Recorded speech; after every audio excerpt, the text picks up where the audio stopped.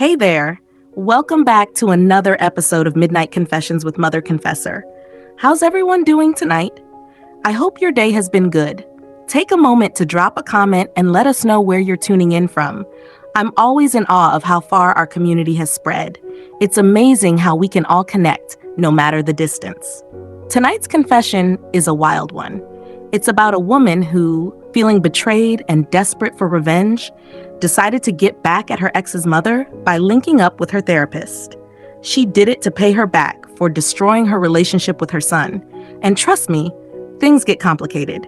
So let's dive in and uncover the truth together tonight. And hey, if you haven't already, make sure to subscribe, like, and share. Your engagement means the world to us, and it helps the community grow. I know better than to go down this path. But then again, when someone pushes you to the edge, they don't always see the consequences until they're already falling. And fall she did, straight into a trap I set for her. I slept with my ex's mother's therapist. Yes, that's right. I'll admit it. It was a calculated choice. I'm not here to beg for your understanding, but I'll tell you the truth, as twisted as it may seem. Because in the end, it's the truth that matters. And that truth is, Helen got what she deserved. Let me explain. James and I had something once. Something good, something that felt like it could last forever.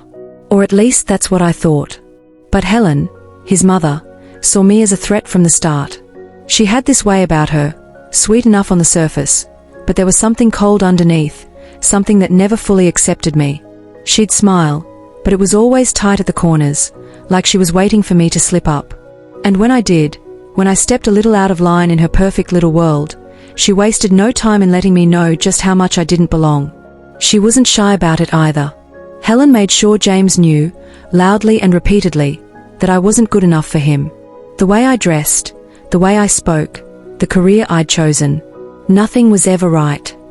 You need someone who understands this family, she'd say. Someone who fits in. And it wasn't long before I could feel the crack in our relationship, the strain she caused between James and me. Every dinner, every holiday, every moment we spent together, Helen was there, like a shadow looming over us. It broke me, little by little, and eventually, it broke us. When I couldn't take it anymore, I ended it. I left him. I didn't want to, but I couldn't live under her constant scrutiny. And James, weak as he was under her influence, didn't fight for me. He listened to her, and that was all I needed to know. So, I walked away. And then I made the decision that would change everything. I found out who Helen's therapist was, Dr. William Harper. He wasn't hard to track down. I knew this could be my way to get her back, to make her feel what I'd felt. The therapy sessions weren't just about fixing Helen's mind. They were the key to undoing her, manipulating her. And maybe it sounds insane, maybe it is, but you've never seen someone like her. She was like a perfectly spun web, and I was ready to burn it all down. I had to get close to Dr. Harper. So, I played the part, the troubled, vulnerable woman who needed help. And William, he was kind. Too kind, perhaps. He listened when I spoke of my pain. He looked at me with those eyes, dark, thoughtful, like he could see right through me. But he didn't. Instead, he gave me his attention, and it was more than I could have hoped for. We spent time together, talked about my struggles, and one day, I made sure the conversation turned to her. You don't know Helen like I do, I told him. She needs to break down. She's trapped in this perfect little world where everything has to be her way. But it's not working. She's falling apart. I got close to Dr. William Harper. But not just close in the way a patient needs their therapist. No, I had to get under his skin, make him see me, not as the vulnerable woman I pretended to be, but as someone who could manipulate him just as easily as I'd been manipulated by Helen. I needed him to want me. And that took patience. The first session, I let him think I was just another patient. Sad, confused, a little broken. He listened, of course, nodded along with his practiced empathy, those dark eyes of his calm and unreadable. But underneath all that professionalism, I could feel his curiosity. I could see it in the way his gaze lingered just a fraction too long when I told him about my past, about the endless pressure from people who thought they knew what was best for me. He was drawn to the cracks I showed, the small vulnerabilities I allowed to slip through. And then, during the second session, I pushed it a little further. Instead of talking about my struggles, I talked about him, about how I admired his calming presence, how his voice was so soothing it almost made me forget the world. At first, he deflected, of course. He always did. "It's just my job," he said, his voice low and steady. But there was something in his eyes, something that flickered with interest. I sat a little closer to him, just enough to make him aware of the space between us. I didn't have to say anything. My body language spoke for me. I leaned forward slightly, letting the fabric of my blouse stretch a little too tight across my chest, making sure he couldn't ignore the way my breath caught when I spoke. He was a professional, yes, but I could feel the moment he started to lower his guard. It was subtle, barely noticeable, but I caught it. His fingers tightened slightly around the pen he was holding, his gaze dipping to the table before meeting mine again. The air shifted. It was electric. I knew he was starting to doubt himself. This wasn't part of the therapeutic process, but he was already too deep. And I played my part perfectly. That's when I took the leap. I made it clear I wasn't just here to talk about my problems. "I feel so comfortable with you," I said, my voice soft, almost hesitant. But I let a small, suggestive smile slip across my lips as I leaned forward, my eyes never leaving his. His breath caught, just for a split second, and that was when I knew I had him. He was no longer the detached, professional therapist. He was a man who could feel the pull, who could sense the danger in the proximity. And I knew I wasn't just playing a role anymore. This wasn't about therapy. This was about control. I made sure to keep my movements slow, deliberate. Every time he glanced at me, I caught his gaze, held it just a little longer than necessary, until it felt almost like a challenge. It was in the way I brushed my hair back from my neck, exposing the delicate line of my throat. In the way I let my fingers tap rhythmically on the table, just enough to draw his attention to the small movements of my hand. It was all about suggestion, about making him want to cross the line he so carefully built between us. And then, without warning, I did it. I let the walls crumble. I reached across the table, my hand brushing against his as I pretended to search for the right words.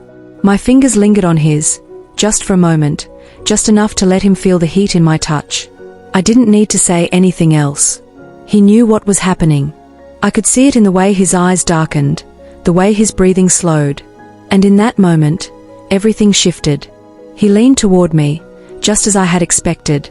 His lips were warm and hesitant at first, testing, questioning. But I knew what I wanted, and I made it clear. I kissed him, not gently, not sweetly.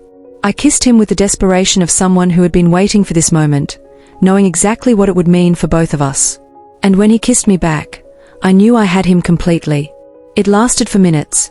With every breath I drew, I knew he wanted me just the way I wanted this revenge. My hands found a way to his waist and I unbuckled his trousers. I reached and felt dick, and it was hard, thick, and long. For a man his age, that was pretty impressive. I massaged it for a bit and I could feel the juices on my hand. That was when I knew that he was on the verge of exploding. I subtly caressed the tip of his dick, teasing him so mildly. He threw his head back and moaned so loud. His face was everything I wanted to see because it confirmed that I was doing a good job. I went down on my knees and in split seconds I gobbled his entire dick inside my mouth. He let out a loud moan and grabbed my head, holding it steady as he gently thrust in and out of my face. It felt so good. He felt good. At that moment I was really considering my choices, but it had to be done. After some minutes he released on my face, a generous amount of cum that smelt good and tasted nice. I felt proud of myself because the job was halfway down. I just needed to tell him what my compensation will be for giving him a nice time. As we broke apart, I stood on my feet and reached for the paper towels to wipe my face. He slumped in on the cushion where patients sat in his office, pants down and exhausted. I went to sit on his legs. I let my fingers trace the line of his jaw. "Did you enjoy yourself?" I asked him. "You have no idea," he answered. "Can you do something for me?" "What?" "I need you to manipulate one of your patients for me. I need her in a mental institution as soon as possible." "I can't do that," he replied. "It's against the ethics of my profession and I might lose my license for it." "Nobody has to know. You can help me," I whispered, my voice low, full of intent. "You can help me get what I need if you want a continuous dose of this." And that's when he fell in line. Dr. Harper, the one person who was supposed to help Helen, had now become my ally, my accomplice in breaking her down.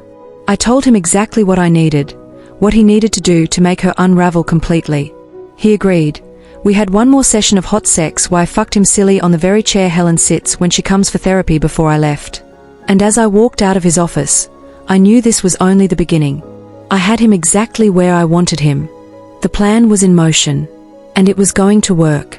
I would destroy Helen from the inside, just like she had tried to destroy me. But this part, the seduction of Dr. Harper, was my favorite part. It was the moment I realized I could control everything, and I was going to enjoy every minute of it. Helen's descent was fast, uncontrollable. Soon, she was a shell of the woman I once feared. The more Dr. Harper manipulated her, the more paranoid she became, until they had no choice but to commit her. I stood there, watching it all unfold, not with regret, but with satisfaction, because I knew I'd won. And then came the phone call from James. He was grieving, alone, unsure how to handle everything that had happened to his mother. He reached out to me, asked for forgiveness, begged for a second chance. He needed me, and that, my dear, is when I made my final move. I agreed to see him. I feigned sincerity, pretending like I wanted to make amends. I suggested we visit his mother together. And as we stood there, staring at the woman who had caused me so much pain, I couldn't help but smile. There she was, a broken shell. Her mind in shambles, her heart shattered, and it was all because of me. I walked over to her, the woman who had once been so sure of herself, and wrapped my arms around her. And then, with a whisper she would never forget, I leaned in and said, "Now, who's really insane? Who's locked away in a mental institution now? Helen? You've lost everything. Your son. Your sanity. And you know what? You lost to me." She looked at me with fear in her eyes that had once held so much power over me, and I knew that I had her exactly where I wanted her. And I could see it in her face, the realization that I'd outplayed her, just like I always knew I would. I patted her on the back, feigning care, pretending to be the picture of kindness, but all I felt was triumph. Because in that moment, I knew I had finally won. And no, I don't regret it. Not one bit.